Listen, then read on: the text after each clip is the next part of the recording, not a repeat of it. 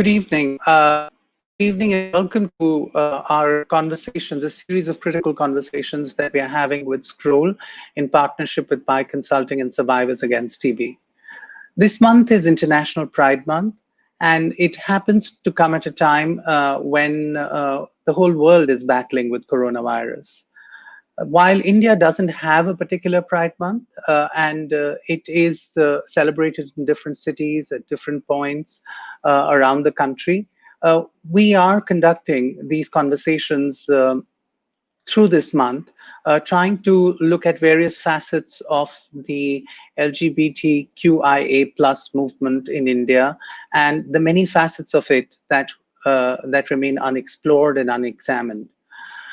This conversation, I have two guests who are both old friends, but also legends in their own right, people who have been involved and have witnessed history in more ways than one, but have also made it.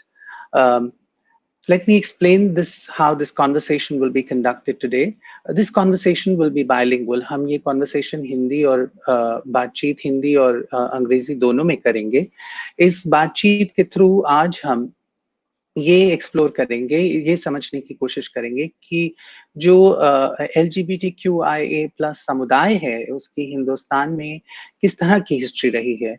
और ये history जिसकी आज हम बात कर रहे हैं, वो काफी रीसेंट हिस्ट्री है एक तरह से, क्योंकि जब हम हिस्ट्री देखते हैं तो वो हजारों साल की हिस्ट्री होती है. तो अब जो हम बात करने वाले हैं वो इनकी समझ के हिसाब से वो इतिहास जो इन्होंने देखा है, जिसमें इन्होंने अपने आप को पाया है और उसके साथ इन्होंने किस तरह जद्दोजहद की है, उस तरह की बातचीत करेंगे. We will be making this conversation. This conversation is live, so we will be taking questions. Please send us your questions on Twitter, on Facebook, on Insta, anywhere you like. You can do it on the Scroll page. You can do it on the Survivors Against TB page. It's really up to you. We will make sure that those questions get asked to our panelists. I do want to say a little bit about history because histories are so many and so diverse. बहुत तरह का इतिहास होता है. इतिहास कई लोग लिखते हैं, कुछ और लोग पढ़ते हैं, और कई तरह के इतिहास एक ही समय के कई तरह के इतिहास हमें बताए जाते हैं. There are many histories of the same time. This is why this conversation becomes important, because my two guests today have been participants in that history. वो उस इतिहास से जुड़े हुए हैं, उन्होंने इस इतिहास को देखा है, उसमें हिस्सा लिया है. So let me, without further ado, introduce my first guest is Anjali Gopalan, the Executive Director of the NAS Foundation Trust. Hi, Anjali. Hi. She's an old friend, but she's also possibly one of the people who has witnessed queer history for the last several decades and has participated in it. वो जुड़ी हुई हैं इस इतिहास से काफी सालों से. And my second guest is Sunil Gupta, a very well-known photographer and artist who is currently in London. Thank you, Sunil, for joining us. But he himself has been, he has been documenting this history right from the 70s onwards, and also participating in it and being part of it through many, many years. In fact, when I think of the images of the LGBTQI community, it's Sunil's pictures that first come to mind, because he has done this through the 70s, in the early. But you were doing that little photography thing in the early 70s. And doing something to 50 se kar rahe hain. हाँ, 50 se kar rahe hain. But let me actually, now that you're both here and you're both old friends and you've been part of this, let me ask, since Sunil, you brought up the question of इतने बुरे नहीं हैं, so let's keep your age out for it, but आपकी age छोड़ देते हैं थोड़े वक्त के लिए. I want to ask you this first leading question. What was it like when you were growing up as a gay man, a very young gay man in Delhi and in India? क्या था, हम क्या समझते थे तब इसके बारे में, एंड जब आप हिंदुस्तान से बाहर गए, how did it work? कैसा था उस वक्त का माहौल? अच्छा, बात तो ये ऐसी थी कि बचपन में तो और स्कूल के दिनों में सेक्स और सेक्स प्ले काइंड ऑफ बोल कुछ होता था और बढ़ता जा रहा था, लेकिन उसके बारे में कोई बातचीत कभी नहीं हुई। तो ना उसका कोई नाम था उसके लिए, बस ऐसा था कि सब लोग समझ रहे थे अपने आप से, पता नहीं कैसे कुछ कॉमन अंडरस्टैंडिंग फैली हुई थी कि इसके बारे में हम कुछ बोलेंगे नहीं। और उसके पीछे ये भी बात थी कि लड़कियां हमारे लिए बिल्कुल अनटचेबल थी।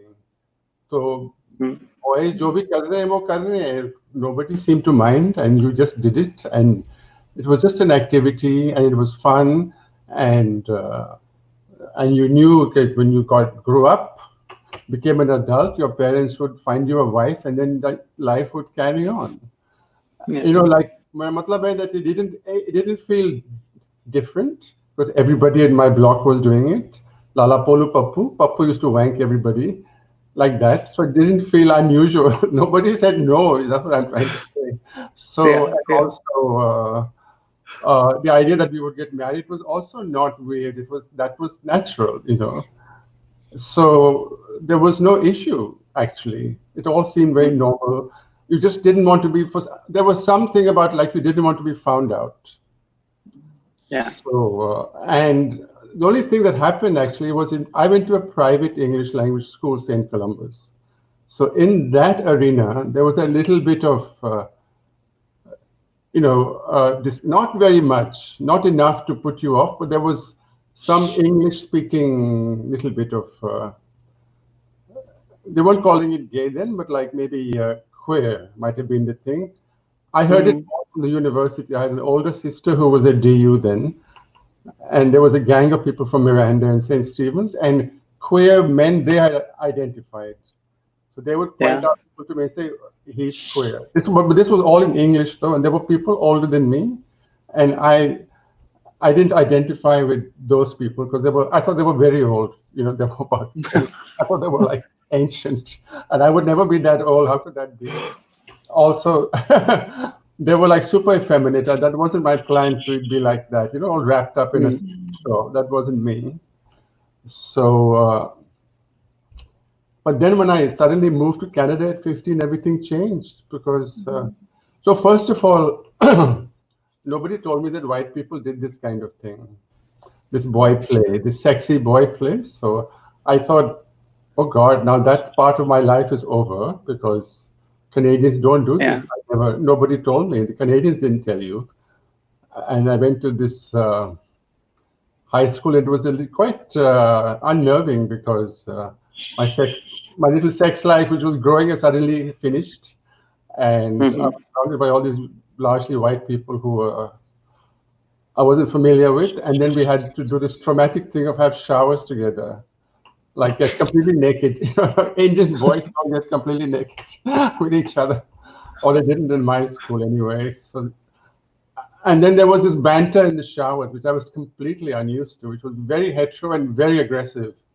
And I was feeling under pressure that I have to come up with some banter, you know, like I need some story. Yeah. What's happening with my penis needs to be doing something. Otherwise, at the same time, I couldn't show any interest either. So, so that was a very complicated period. Yeah, it took me a whole year to figure out until I bumped into another. I was an odd one out. There weren't many Indians in my high school then. And so, and Okay. everybody came from some ethnic, so on. So my information came at a tangent from somebody I met there, and then I began to become aware that there was actually a larger subculture of people who were who were like, later on I discovered were gay, and that my buddy I found in my school who was explaining this was blonde and blue-eyed, and he said, after school, our favorite trick became we go downtown and see who's going to follow us because we were like dark and blonde kind of.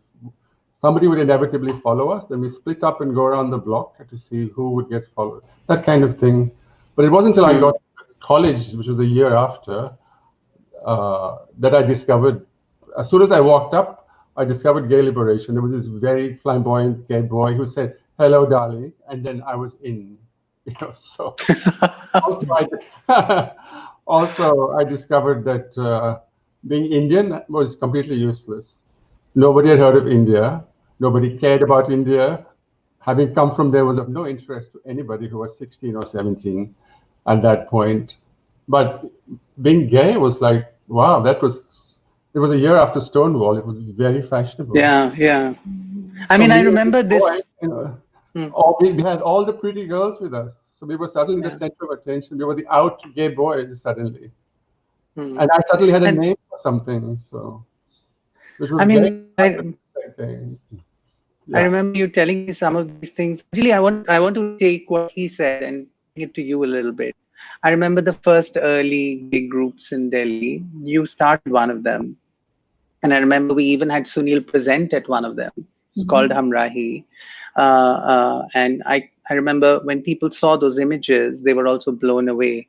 But when you were thinking of starting that group, and your primary route to that came through HIV, because as a person who worked in public health, आपने जब public health में काम किया, आप HIV से ज़्यादा जुड़ी हुई थी, तो ये गे ग्रुप क्यों बना, ये समलैंगिक ग्रुप क्यों एस्टैब्लिश हुआ, इसका क्या कारण था, आप क्या सोच रही थी तब? क्योंकि मुझे लगा कि HIV एक ऐसी बीमारी है कि अगर कोई अपने आप को वैल्यू नहीं करता है तो वो फिर शायद ही अपने आप का बचाव करेगा. So I always felt very strongly that if you don't value yourself, there's a possibility that you may not learn to protect yourself, right? और हिंदुस्तान में ये प्रॉब्लम था क्योंकि मुझे याद है और अभी भी ये होता है और अभी भी जब भी ये होता है मुझे रोना आता है आज के तारीख में भी कि जब उस जमाने में मैं 1994-95 की बात कर रही हूँ. मैं खुद जाती थी आउटरीच पे. एक हमारे डॉक्टर दोस्त थे हमारे साथ और मैं जाती थी आउटरीच पे और बहुत लड़के मिले मुझे जिन्होंने कहा कि क्या कोई दवाई ऐसी है जो कि लेने से हम ये जो हम में ये फीलिंग्स हैं वो बदल जाएंगे. And I used to always feel, oh my God, I mean, look what they're going through, right? That they want a medicine to make them feel different, to feel not what is natural for them, right? Because society had decided that they were the dregs of society.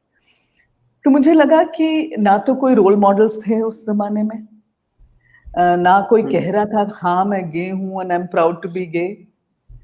और बहुत लोगों को ऐसे लगा कि शादी करना तो बहुत जरूरी है ऑपोजिट सेक्स के साथ, हाँ, कि हम अपनी जिंदगी एक दूसरे मर्द के साथ कैसे बिता सकते हैं. Is it possible to love someone? And then in my old age, who will look after me? Who will look after my parents? When you ask them reasons of why they felt they should be married, right?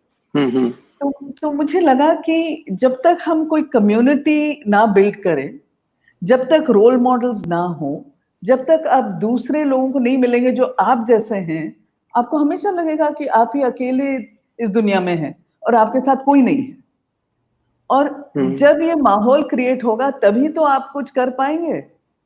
तो इसलिए मुझे लगा it was very important. और at that time I remember there was so much we started groups one for English speaking gay men, one for Hindi speaking gay men, then one for Kotis, and then for married gay men Hindi speaking.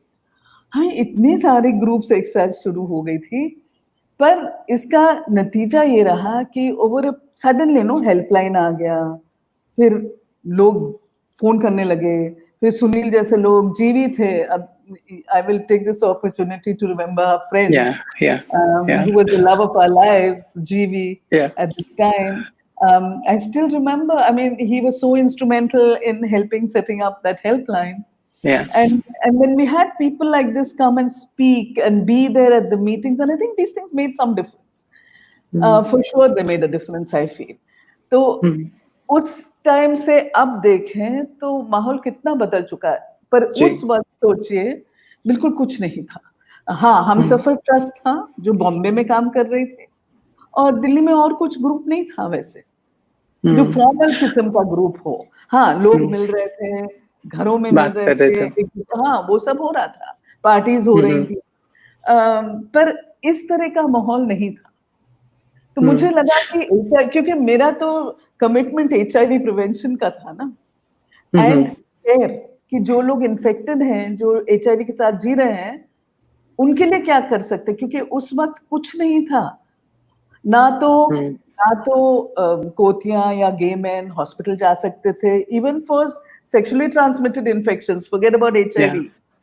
Yeah, I remember. हाँ, and we used to do outreach in parks, and my colleague who's a doctor who's still on our board used to go with me और झाड़ियों के पीछे examine करके दवाइयां देते थे, क्योंकि कोई डॉक्टर के पास जाने के लिए तैयार नहीं था। तो उस वक्त माहौल ये था। तो जाहिर है हमें लगा कि जब तक हम कम्युनिटी बिल्डिंग नहीं करेंगे, हम आगे नहीं बढ़ पाएंगे, हम कुछ नहीं कर पाएंगे। I mean, let me take this to you, Sunil, because you came back to India, right? And you were involved with NAS, you were involved in many other activities. आपने बहुत सी चीजों पे काम किया, but how was it to come back? I want to ask you this because this is in recent history, and most people forget that there was a petition in the High Court which eventually read down Section 377. But I remember the early coffee mornings in GK2, the other small groups meetings. How was it for you to come back, and what was your observation then? Because you were seeing it not just as a gay man, but you were also seeing it from a cultural eye. I know, because you spoke of this broader landscape of how culture is forcing people into oppression. तो उसके बारे में आप क्या कहना चाहेंगे?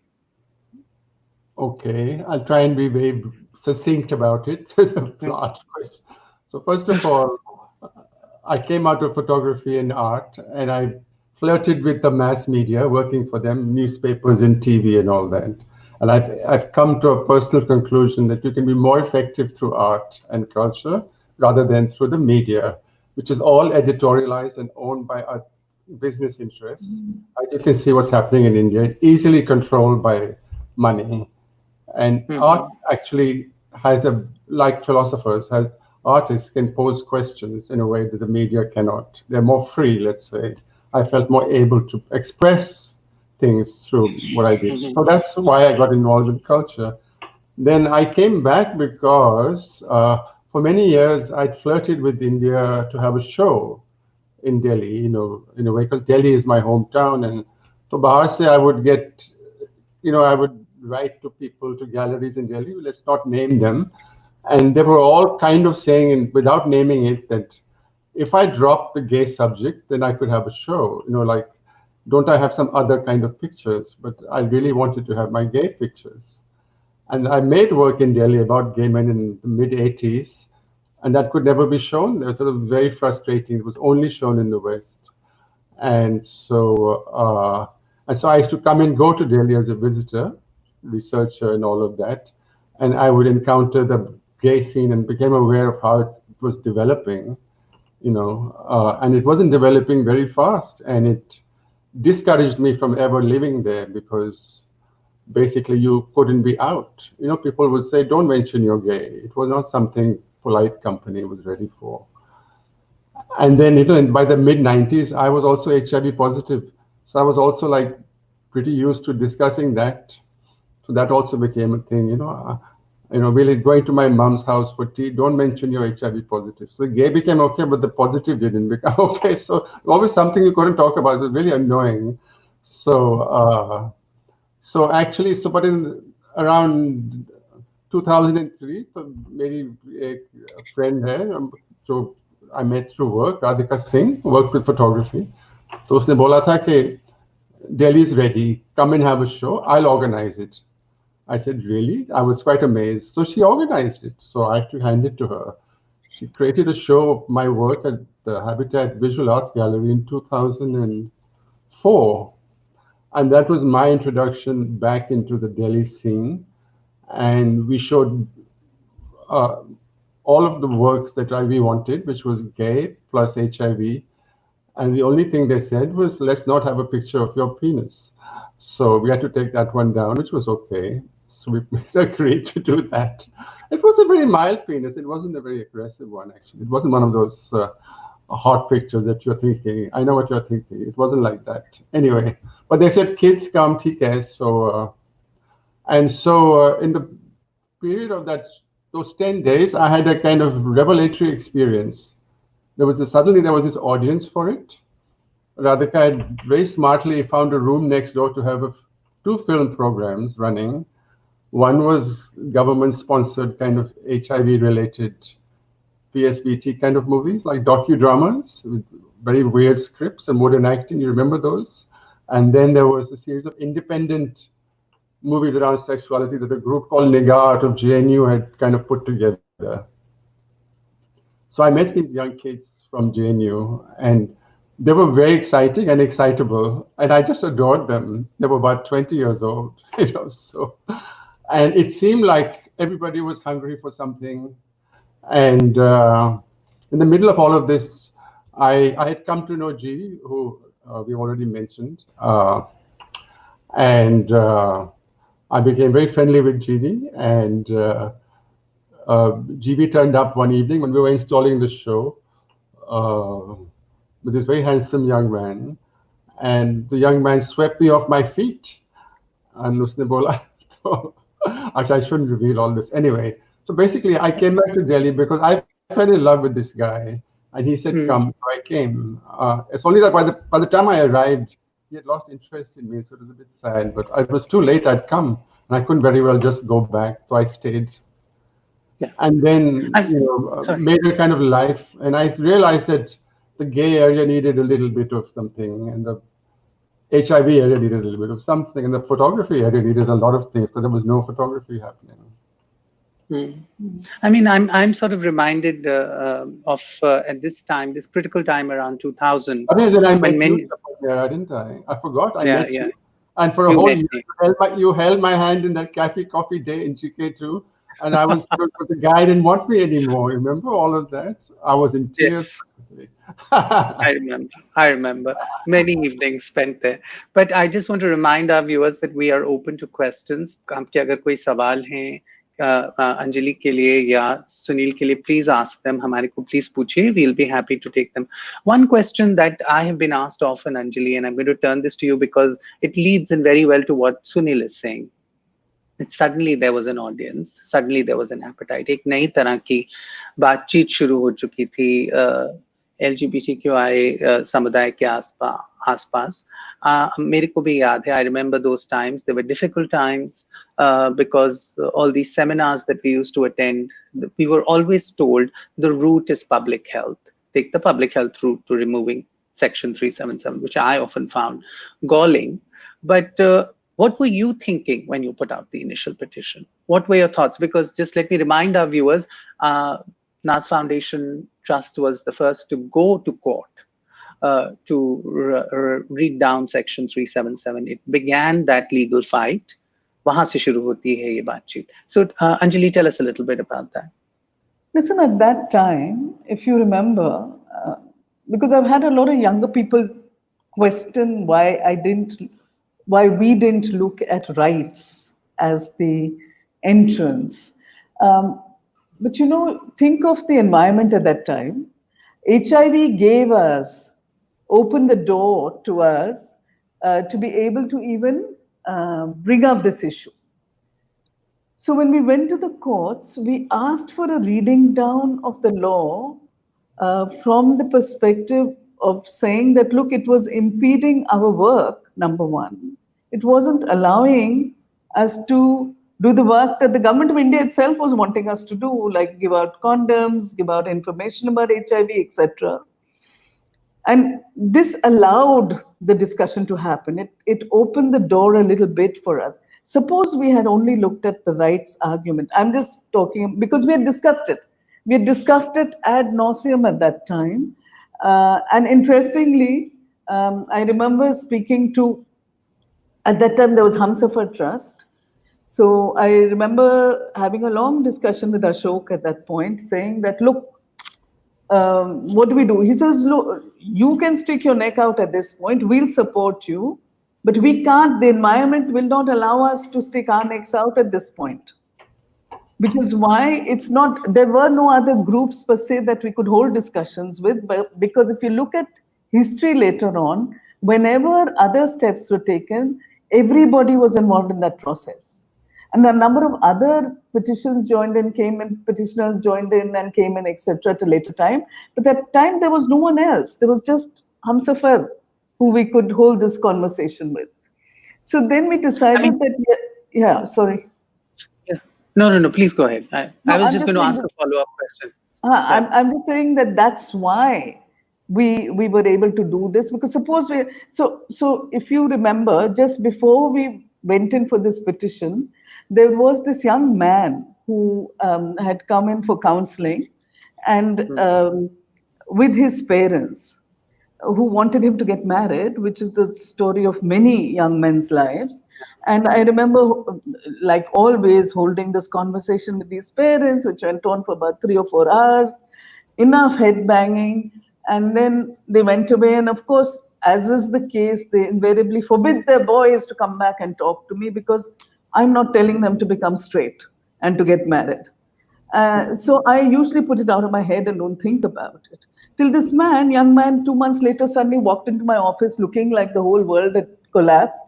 And I just, you know how it happens sometimes, you see someone and you're like, something's happened. And then I said, so he said, look, my parents have taken me to one of the major hospitals in Delhi, government hospital, where he was given shock treatment to make him straight. Yeah. So that's when I kind of lost it, and I said, this is like beyond belief ridiculous.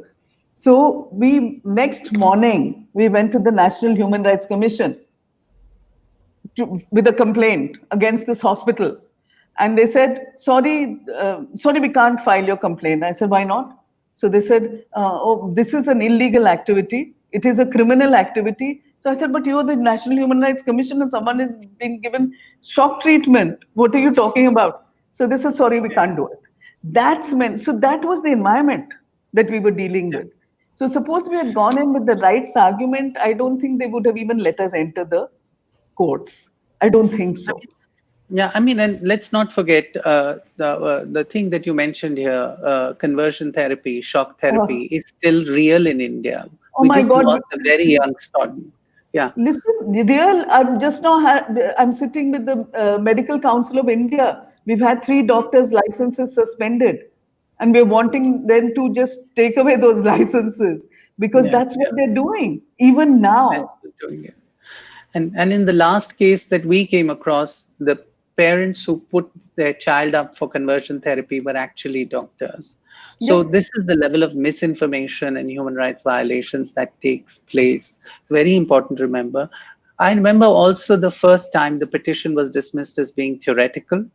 Yeah. Do you remember that? Yeah. How did you feel? I wanted to slit my wrists, because I'm like, what's theoretical about this? Number one, they said you have no locus standi. That's what they said. That was the other thing. And I'm like, look, of course I'm a concerned citizen. I'm meaning Naz is a concerned citizen too. This doesn't make sense to us. And at that time, when this happened, we actually had a community, because by then communities had come together, people had come together, there were groups. So we actually had a huge meeting in Bombay to try and figure out whether we should go to the Supreme Court on for an SLP or not. And then that decision was made in that group meeting, which was represented by groups and people from different groups across the country. And that's when we decided that, okay, we will go on the narrow issue of just on an SLP, which we did. And then the Supreme Court sent us back to the High Court saying, listen to them. They have every right to be heard. And that's how then the whole process started again. तो ये जो हो रहा था, मैं ये कहना चाहती हूँ सबको कि एक चीज याद रखिए कि वो माहौल ऐसे था कि हम राइट्स को लेके उस वक्त कुछ नहीं कर पाते. ये मेरा अंडरस्टैंडिंग है. इसलिए हमने सोचा कि ये जो हेल्थ की आर्गुमेंट थी हमारे लिए बहुत ही सही आर्गुमेंट रहेगी इस चीज को चैलेंज करने के. I want to also turn to this issue of coming out and constantly coming out, because In India and across the world, we are still facing it. I mean, अपनी LGBTQIA समाज को हर दौराहे पे बार बार आना पड़ता है, समझाना पड़ता है लोगों को, और ये आज भी चल रहा है. I remember you doing these conversations with parents. I remember people I know, even in my family, doing these conversations with parents, trying to help them understand that this is perfectly acceptable and normal, and please don't discriminate. You're doing this is the worst thing you can do to your child or to your family member or to your friends. But uh, I mean, and this is not too long ago in the past. This is 15, 20 years ago. But even now, this is happening on an ongoing basis. And we don't really have enough support systems. I mean, now, of course, they've mushroomed all across cities, but the law still allows for a lot of discrimination in the garb of parental and family, the big family, which can choose to oppress you in any way you want. Um, Sunil, I want to turn to you because you documented these fantastic individualistic images in the West, in the West Village series, and you can see some of them on your screen right now. These are iconic pictures celebrating what was queer life there, and this picture is a particular favorite of mine. Tell us a little bit about the work that you did there and the work that you did in India, which is kind of in Mr. Malhotra's party, which is kind of happening. Almost, they are images that talk to each other, don't they? They do. I think of them as the two cities kind of in conversation, but across a few decades, naturally. Well, the first set of pictures of New York of Christopher Street were taken in the mid-70s. I, of course, had discovered gay liberation. Coming out was the mantra. I'd come out in all kinds of ways that I could think of. But Christopher Street was the first public space I saw where people were visibly out in large numbers and formed virtually a majority. So for me, as a young man, it was very exciting.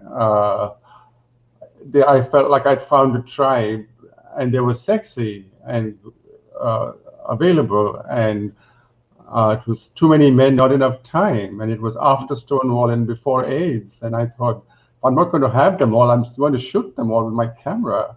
I'm going to have something out of this. So it also felt like the beginning of something large, and that it would spread out towards. And it was a confirmation that coming out was the way to go. And I must say, I'm a product of that 1970 post-Stonewall generation that was gay politically in that sense of coming out, that you couldn't be gay if you were just staying in the closet, getting married and having some sex on the side, which is what I was finding in India the following decade in the 80s, that everybody was suddenly married, my generation, and just having some sex on the side, gay sex on the side. And I used to say, that doesn't make you gay. So that was there was a kind of problem there, identity-wise. It wasn't till the 2000s, when I came back to live in Delhi, that I found, okay, there's a new generation that were willing to be more open and out, and were willing to call themselves gay, and also willing to be photographed. So the pictures I made in the 80s, nobody was willing to be seen or named in any way. So they were quite anonymous. So, and Mr. Malhotra's party, which by the way was named after a sign I saw outside Pegs and Pints, which you can tell us what Pegs and Pints was. But I thought it was a great title because Malhotra is such a ubiquitous Punjabi Delhi name. It's a kind of hardworking lot who made the city that we all kind of slightly snooty about, but they're the people who made it. Otherwise, we wouldn't have any bricks and mortar to live in. Anyway, so yeah, and of course, the thing about Delhi is, of course, it doesn't have streets, public streets, because you're also busy driving around everywhere. So there was no single street. So what I did was that we then took the pictures in people's neighborhoods where they lived or where they worked, and sometimes that would often be the same neighborhood. And it was through a network of people. So again, it was more tribal, a bit like Christopher Street. I'm not a sociologist, right? I'm not an anthropologist.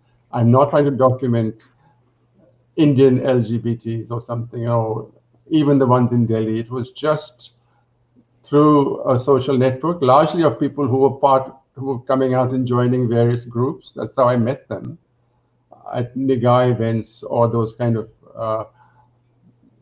GK2 coffee shop events, something. They would Yeah, have yeah. already come to something. I wasn't researching them in that way. And so I knew them all slightly. Um, some might have been a date or something. I had a series of wonderful, amazing internet dates that I held at coffee shops where I would be interviewed by prospective people. So sometimes that led to a picture. But being a photographer was also a nice way to sort of say, "Hi, you want to have your picture? Come and see some pictures or something." It was a good setup line. So, and then, but the big difference is that there were women in it. You see, because before no women were willing to be out. So for me, it was quite impressive that the women in the 2000s were willing to be in this set of pictures and be very out and proud as well. Yeah, and those pictures have traveled the world and been poster images for India. So yeah, they went a long way. Yeah, I mean, I remember those images, and we'll show them briefly. Both of you were there when that 2008 judgment, if I'm not wrong, came. Yeah, You remember, yeah, I I was in the mean, years courthouse. of, yeah, you were in the courthouse, and Anjali, so were you. I just wanted to take a minute of both of you describing what you felt, because there was so much euphoria around it, and there was a history behind it, which I mean, I often talk to young people who are queer in the city, and it's sad because often they have no idea of that history, really. But what were your feelings? What did you think at that time? Anjali, do I you want to mean, go first? sure. You're talking about 2009 because you Yes, kind of yes. faded out in the middle. Um, Oh, sorry. no, that's okay. It's just the strange coming in and out of the sound. Um, I remember the day we got the judgment. I was in the court, and it was really hard to hear the judge. For some reason, he was mumbling into his chest, but I think they all do that. So I was like, "What the hell is he saying?" And I couldn't understand anything. Then you kind of felt more than heard or saw, like this incredible, I don't know, like a wave. And I was like, what is he saying? What's happened? What's happened? Is the judgment in our favor? I hadn't understood a bloody word of anything. And I'm going, what is it? Is it in our favor? Is it in our favor? And I don't know who was standing next to me. I said, actually, yes, yes, don't worry, it is, it is. And it was, I don't know whether to cry or not, but I think I did a little bit. I'm not the crying kind at all. But I just We know that. yeah. But I just I remember feeling like, my God, I never thought it would happen in my lifetime, for sure. Yeah, yeah. So of course it was extremely thrilling and euphoric is the word I would say in 2009. And what a judgment it was. Yeah, Um, what a I judgment it think it's was. one of the better written judgments in the last decade that I know. For one, it was written in a language that could be understood and was grammatically correct. So that was wonderful. Because when you read the when you read the Supreme Court judgment, my God, that is so scary. I still can't understand a word of what was written. So it was quite incredible.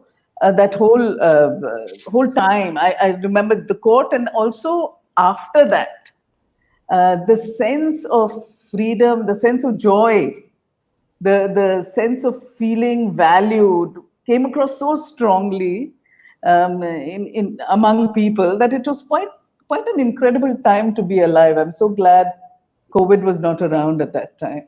Yeah. I'm so glad we saw it, because I remember Yeah. going to the first gay bar in Delhi, and a common friend of ours, Salim, whispered in my ear. I still remember that. He said, "I never thought I'll see it in my Yeah. lifetime." Yeah. I think And many of us felt yeah, that. I remember thinking, well, from the first gay bar to legalization, it's been a long 20 years. And Except, I honey, mean, it's not legalization. It's yes, yes, I just know. decriminalization. It's I just mean, decriminalization. we Yes, forget because that's all it is. Because yeah, we still have, I mean, who in this country, people from the LGBTQI community still don't have any rights that the many rest of the rights. country takes for granted. Those rights Mm, don't exist for the community. Period. mm, So all that we've done is said, oh, okay, so you're no longer thieves and murderers and all of that. You're no longer criminals. But do we treat you like we treat everybody else in this country? No, absolutely not. You still don't have the right to marry. You still don't have the right to inherit. You still don't have, I don't know, to have babies and children and whatever it is that you want to do. You still can't do any of that, which is mm. crazy. But that's what it is. It's not, it's just decriminalizing that has happened.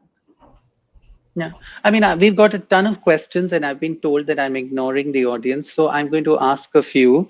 This is from Nitin Kuner Parambali. Parambil, please forgive me, I'm mispronouncing your name. He's asking, historically, and I guess this one's for you, Anjali. Historically, are there political parties that have supported the movement, and there were parties who were dead against this? I guess this is a simple question. Anjali. Well, historically, I don't know of any political party that took a public stand supporting the movement in any way. Um, I still don't think you still have bits and bobs now, some of them kind of making the right noises. But so that's a little bit of a step forward. But at that time, no, not that I can remember. But having said that, let me also tell you that right throughout this process and right till today, I do believe that all of us need to continue meeting and staying in touch and lobbying and talking to all these political parties and politicians, because whether you think they are for you or against you, especially those who you think are against you, are the ones that you have to engage with and stay engaged, because that's what we did right throughout this process. Yeah, yeah. Because somewhere I think if we want, because at some point, suppose we have to go to parliament, I don't know. And anyway, I think you need to talk to the representatives of people to make them, to keep it in their mind, to convince them why it's so important that rights of the community are guaranteed. Whether anything will come out of it or not, I don't know. But I think it's Hmm. important for us to do it. I mean, I have a question that is, I think, directed to you, Sunil, more. What is your message to queer people, LGBTQ youth, who are currently uh, uh, stuck in unsupportive home environments during the pandemic? Uh, I mean, this question has come up to us every time we've conducted a session. And uh, any suggestions, Sunil, briefly? Uh, that's a tough one. There's no easy answer. If you're stuck at home and your parents are not feeling positive towards the situation, then there's not a whole lot you can do. And we just all hope that the pandemic will at least come to some more open situation at the end of this lockdown. And I would think about how fast can I leave home? What would enable me to leave the parental home? Hmm. But can I just add something here? Yeah, Sunil, yeah, I Yeah. think, please, please. yeah, Sunil and Chapel, I think before, one is, of course, ideally to get out of that situation at some point, that situation of violence. But you have to be Yeah. practical because unfortunately, there are no social support systems in place for anyone in that situation. So even if if you're planning to leave home, you have to understand that you have to be financially independent. When you Yeah. leave home, you have to make sure that you take all your documents with you. Very practical things. But unfortunately, in this time when levels of violence have risen dramatically, because we Yeah. see that the number of questions coming in on helplines, on domestic Yes. violence helplines, have escalated. But this is usually women. Because Yeah. again, for the community, there isn't any way for them to pick up a phone and call. Yeah. There isn't. So violence is not even accepted. The community doesn't exist for the rest of the world, for the government, for the authorities. They're not thinking. Are they thinking of transgender people? Are they thinking of lesbian and gay people, intersex people? No. Nothing of the sort is happening. So there isn't. The community is not on anybody's radar. So whatever you're planning to do, please remember that there has to be a very practical thinking through of issues before you take any step that you're planning to do. And I think the gist of it is that plan, avoid any kind of harm, avoid conflict situations, and prepare yourself well. Because as we've discussed in multiple sessions on, and this question has come up even on our general sessions on mental health, that the LGBTQI a population remains particularly vulnerable, and there are no easy answers. We have got a couple But of there were political some questions. guidebooks. There used to be some guidebooks. Sorry, just Anjali, Yes, you were saying about the running away part. I recall that in the women at least had Yeah, produced yeah, a very useful leaflet, a guide for young yeah, lesbians on how to yeah, run away, yeah, yeah, to yeah, take their yeah. documents, but not take any jewelry, not be Right. accused of stealing, and all of that. Yeah. So they And did also you produce have to be above something. 18, Sunil. You see, that's the other Yeah, thing, because of if you're a minor, there are a whole lot of issues around that. yeah. yeah, So yeah, that's yeah, I something you have to really, basically one needs to also maybe create more of the shelters like you were yeah, creating for HIV. We have a lack of shelters to run away to. shelters. yeah, Yeah, yeah. Yeah, yeah, yeah. I mean, there aren't enough places you can run No, away to. there Is isn't. the yeah. Yeah, yeah. I mean, so the other question that we've got is actually a more HIV related question, Anjali, which is talking about the use of, which was part of this question, the use of mobile technology in prevention of HIV. Much has been made out of this about how technology will help us solve a lot of the problems. In some places, it has. Any thoughts on this? Listen, I think right now it's important that we use every tool in our kit to be able to work towards HIV prevention, because HIV is no longer the flavor of the month. Yeah, I don't see any prevention activity happening. When you look at a city like Delhi, which is the capital of this country, you won't see a single, there's no messaging around HIV prevention at all. As a matter of fact, it's so bad that when you the only the well, it's not so. What's good is that at least you have access to medication from government hospitals, from antiretroviral clinics. But the flip side of that is that there is no focus on prevention. So there's no activity around how to protect yourself. Secondly, if you are HIV positive, they don't even look at you saying that, oh, the ARV clinic will take care of you. It's as if that's the only thing that matters, and matters. they won't even help you to deal with any other issue that you may be having, Yeah. health issue that you may be having. But Mm-hmm. I think the sad part is, um, in the gay community, and I'm going to be brutally honest now, we are facing a lot of issues. One is many men seeing the HIV medications as a way to prevent, or seeing it as a prevention tool rather than You mean doing prep? anything. Prep. Yeah. So PrEP is Mm. part of it, and my concern around PrEP is how do we ensure compliance? That's something that Yeah. people have to be very responsible about.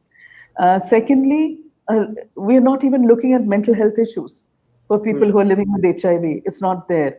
The issue of chemsex is another Yeah, very huge, huge huge. emerging issue. And the little bit of hair that I have left, I feel like pulling it out every time because I really don't know what to do. We don't know what to do. We don't know how to help anymore. So I'm just, the issues now, it's like no one is looking at prevention, period. It's all about, okay, I mean, as a matter of fact, I have someone who comes in for testing on a regular basis, and by the grace of whatever exists, he hasn't seroconverted. But every time he'll come to me and say, Anjali, tell me I'm positive. And I'm like, so he says, no, I just want to get it out of the way. So, there are these kind of issues that are there, and I'm not sure. And therefore, I feel prevention is very critical. That we need to talk about prevention. We need to give people the skills to be able to protect themselves. And we're not doing any of that anymore. Yeah, yeah. I mean, for many people, the judgment was the first beginning of freedom, but actually the battle had only begun Yeah. because the battle to negotiate spaces and time and differences was only starting, right? Mm, I have a lot of questions, but I'm going to ask you this because we are virtually out of time. How do we go forward? Just quick thoughts for a minute each from both of you. Sunil, let me start with you. There's this long history you witnessed in the West, and here you've documented it. How do we take this forward? Because this fight is only beginning, right? Uh, where do we go from here? Well, for me, I think it's what's happening is that one is having to reappraise the initial understanding of what gay rights was. In fact, because of what gay was, that whole concept has shifted. We have this more contemporary idea of what queer is and what gender is. So gender definitions are changing and sexuality definitions are also changing. And so it's creating a lot of very heated discussion around gender and sexuality in a new and different way. And I mean, you might think, oh, it's just academic, but I don't think so. I mean, in India, you tend to talk about trans rights, something completely over there, like, Yeah. and then you have these sort of gay boys who do their thing, have parties, but actually we're all in the same boat together. You can't have one lot of rights and not the other lot of rights. So I think people have to make their thinking wider than just being gay or just LGBT. It's kind of like there's a lot more inclusivity has to come into the picture. So I think what I'm seeing is, yeah, there's a shift in the way of thinking, and I think again the young people are kind of leading the way here. And you see how negatively older gay men react to being called cisgendered, and being privileged in their position and all of that. They don't like it. Yes. So I think they have to reappraise where they're standing. Yeah. Anjali, Yeah. So sorry. Thanks. I agree with what Sunil is saying, and I'd just like to add to that. For me, right now, I think we have to start looking at when we talk about rights. We have to be really careful now. It's for example, what is going, there's this whole push for let's look at the right to marry. Everyone seems to be focusing on the right to marry, and I'm of course not a great believer in that institution at all. So but for those who want to get married, it's wonderful. But what we need to be careful is when we think about it, that is going to actually get the most pushback.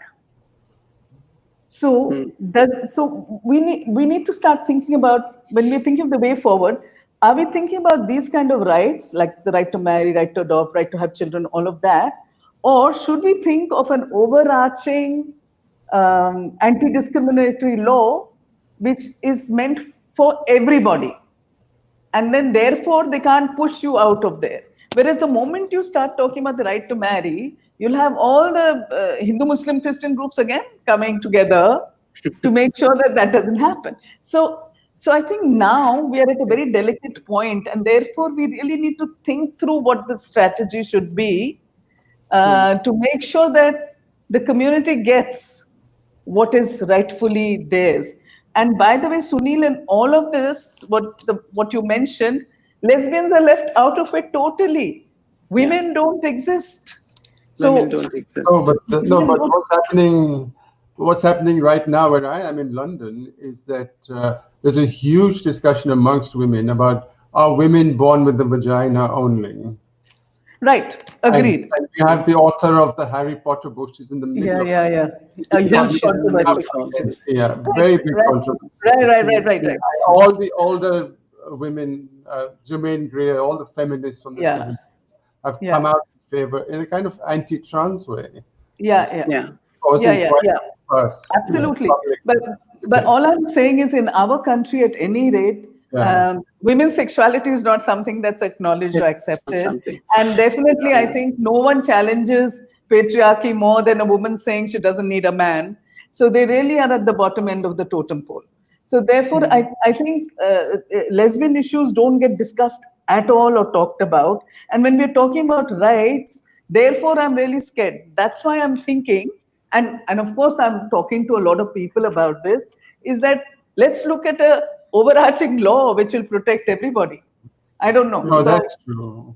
Although yeah, Anjali, I did notice that from our times, all the lesbians that I knew from India would never say they were lesbian in India. They would say it outside India.